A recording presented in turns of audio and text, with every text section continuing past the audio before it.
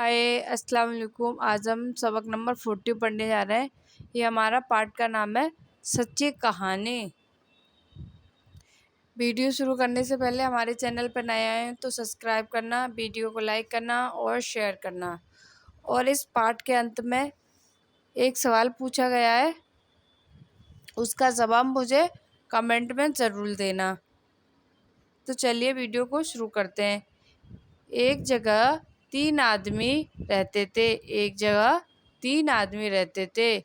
एक अंधा, एक गंजा और एक कोढ़ी। एक अंधा, एक गंजा, एक कोढ़ी। तीनों ने मिलकर खुदा से दुआ मांगी। तीनों ने मिलकर खुदा से दुआ मांगी कि ए खुदा हमको अच्छा कर दे, कि ए खुदा हमको अच्छा कर दे और मालदार बना दे, और मालदार बना दे। इनकी ये दुआ कबूल हुई। इनकी ये दुआ कबूल हुई और वो तीनों अच्छे और मालदार हो गए। और वो तीनों अच्छे और मालदार हो गए।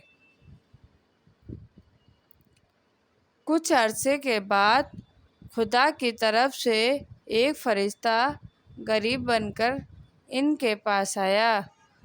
कुछ अरसे के बाद खुदा की तरफ से एक फरिश्ता इनके पास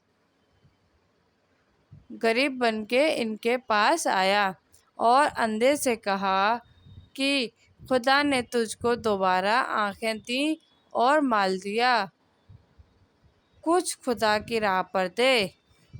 खुदा ने तुझको दोबारा आँखें दी और माल दिया, कुछ खुदा की राह पर दे। इसने जवाब दिया कि वो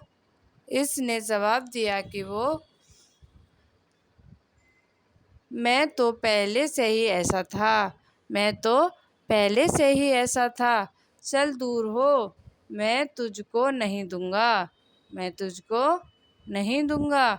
फिर वो फरिश्ता गंजे और कोढ़ी के पास गया और उन्होंने भी उसके सवाल का वही जवाब दिया जो अंधे ने दिया था। फिर वो फरिश्ता गंजे और कोढ़ी के पास गया और उन्होंने भी उसके सवाल का वही जवाब दिया जो अंधे ने दिया था। जब तीनों ने खुदा की राह पर कुछ न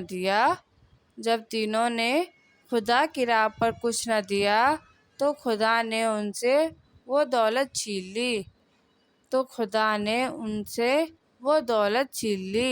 और वो पहले की तरह गरीब हो गए। इसलिए हर शख्स को चाहिए कि खुदा के दिए हुए माल में से गरीबों को भी कुछ न कुछ ज़रूर दें। खुदा के दिए हुए माल में से गरीबों को कुछ न कुछ ज़रूर दें। ये हमारा सवाल आ गया। इस कहानी से तुमको क्या बात मालूम हुई? इसका जवाब मुझे कमेंट में ज़रूर देना।